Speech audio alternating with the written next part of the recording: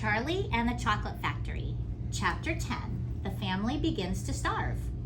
During the next 2 weeks, the weather turned very cold. First came the snow. It began very suddenly one morning, just as Charlie Bucket was getting dressed for school.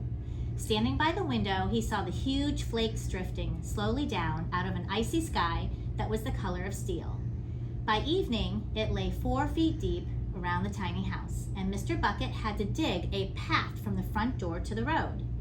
After the snow, there came a freezing gale that blew for days and days without stopping.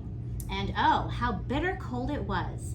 Everything that Charlie touched seemed to be made of ice, and each time he stepped outside the door, the wind was like a knife on his cheek. Inside the house, little jets of freezing air came rushing in through the sides of the windows and under the doors, and there was no place to go to escape them. The 4 old ones lay silent and huddled in their bed, trying to keep the cold out of their bones. The excitement over the golden tickets had long since been forgotten. Nobody in the family gave a thought now to anything except the 2 vital problems of trying to keep warm and trying to get enough to eat. There is something about very cold weather that gives one an enormous appetite. Most of us find ourselves beginning to crave rich steaming stews and hot apple pies, and all kinds of delicious warming dishes. And because we are all a great deal luckier than we realize, we usually get what we want, or near enough. But Charlie Bucket never got what he wanted because the family couldn't afford it. And as the cold weather went on, he became ravenously and desperately hungry. Both bars of candy, the birthday one and the one Grandpa Joe had bought, had long since been nibbled away, and all he got now were those thin, cabbagey meals 3 times a day. Then all at once, the meals became even thinner.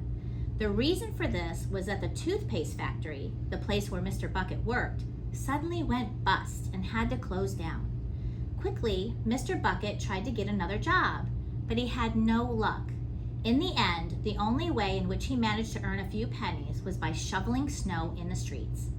But it wasn't enough to buy even a quarter of the food that 7 people needed. The situation became desperate.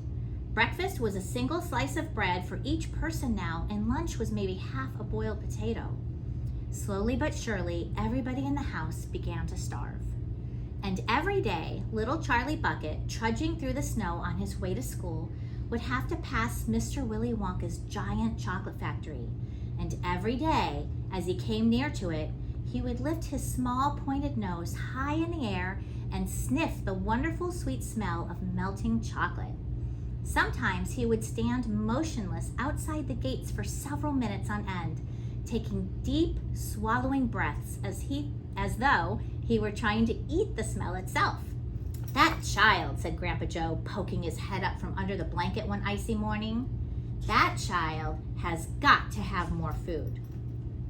It doesn't matter about us. We're too old to bother with. But a growing boy, he can't go on like this. He's beginning to look like a skeleton."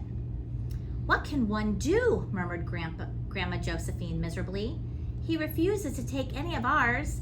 I hear his mother tried to slip her own piece of bread onto his plate at breakfast this morning, but he wouldn't touch it. He made her take it back." "He's a fine little fellow," said Grandpa George. "He deserves better than this." The cruel weather went on, and every day Charlie Bucket grew thinner and thinner. His face became frighteningly white and pinched. His skin was drawn so tightly over the cheeks that you could see the shapes of the bones underneath. It seemed doubtful whether he could go on much longer like this without becoming dangerously ill.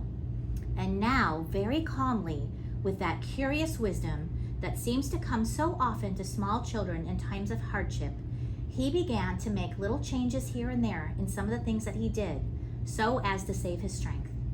In the mornings, he left the house 10 minutes earlier so that he could walk to school slowly without ever having to run. He sat quietly in the classroom during recess, resting himself, while the others rushed outdoors and threw snowballs and wrestled in the snow. Everything he did now, he did slowly and carefully to prevent exhaustion. Then one afternoon, walking back home with the icy wind in his face, and incidentally feeling hungrier than he had ever felt before, his eye was caught suddenly by a piece of paper that was lying in the gutter in the snow. The paper was of a greenish color, and there was something vaguely familiar about it. Charlie stepped off the curb and bent down to examine it. Part of it was buried under the snow, but he saw at once what it was. It was a dollar bill. Quickly, he looked around him. Had somebody just dropped it? No, that was impossible because of the way part of it was buried. Several people went hurrying past him on the sidewalk, their chins sunk deep in the collars of their coats, their feet crunching in the snow. None of them was searching for any money. None of them was taking the slightest notice of the small boy crouching in the gutter. Then, was it his dollar? Could he have it? Carefully, Charlie pulled it out from under the snow. It was damp and dirty, but otherwise perfect. A whole dollar!